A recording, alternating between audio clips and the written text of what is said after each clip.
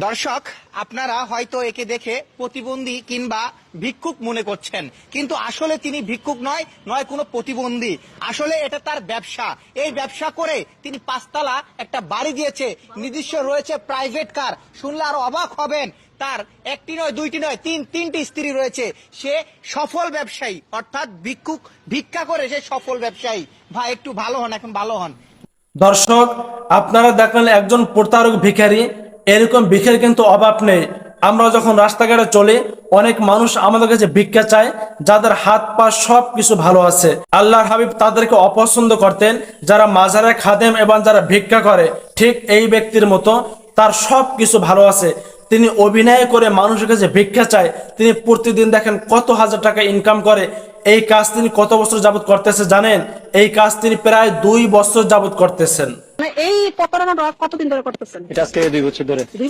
দেখেন প্রতারক কাকে বলে। যারা অসহায় ব্যক্তি, আমরা তো তাদেরকে সাহায্য করবই, কিন্তু এরকম যারা অভিনয় করে তাদেরকে কখনোই সাহায্য করা যাবে না, কারণ আল্লাহর হাবিব তাদেরকে অপছন্দ করতেন। এখন দেখেন তিনি প্রতিদিন কয় টাকা ইনকাম করে। আমি তো প্রতিবন্ধী ওই হিসেবে 2,500, 3,000, 3,500। তাহলে মাসে তার ইনকাম কত হয়? প্রত্যেক মাসে আপনার 70, 80, 1 লাখ। আবার রমজান এমনও গেছে, রমজানের মাসে আমার 5 লক্ষ 6 লক্ষ টাকা পর্যন্ত হয়েছে। দেখেন কত মানুষের স্বপ্ন একটি মোটরসাইকেল কেনা, কিন্তু কয়জনে বাস্তবায়ন করতে পারে? কিন্তু এই ব্যক্তি অভিনয় করে, ভিক্ষা করে একটি R15 কিনেছে, একটি মোটরসাইকেল ক্রয় করেছে। বাইকটা কি আপনার? R15, জি ওটা আমার। আপনার? জি।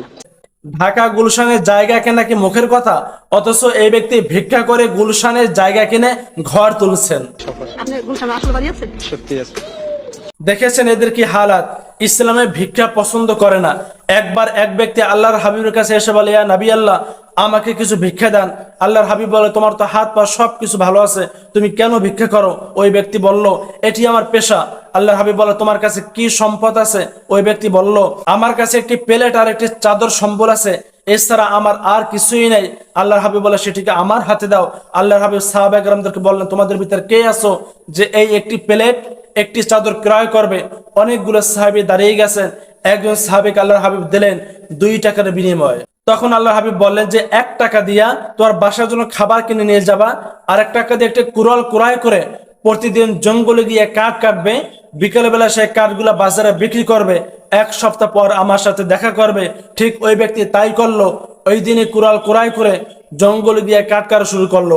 বিকেলবেলায় তিনি কাঠগুলা বিক্রি করে 1 সপ্তাহ পর আল্লাহর হাবিবের কাছে এসে দেখা করলো। আগের চেয়ে আমি অনেক ভালো আছি আলহামদুলিল্লাহ। হাসি মুখে বলতেছেন যে, ইয়া নবী আল্লাহ, আগে আমি অনেক সময় না খেয়ে থাকতাম, কত অভাবে ছিলাম, কিন্তু আপনার কথা মতো যখনই আমি কাঠ কেটে বিক্রি করা শুরু করেছি, আমি আর কোনোদিন না খেয়ে থাকি না। আমার ঘরে এখন আর কোনো অভাব নেই।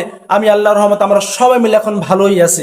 এর জন্য একটা প্রবাদ বাক্য আছে, নবীর শিক্ষা করোনা ভিক্ষা। আল্লাহর হাবিব শিক্ষা দিয়েছেন, কাজের ভিতর লজ্জা নাই, লজ্জা হলো অলসতায়।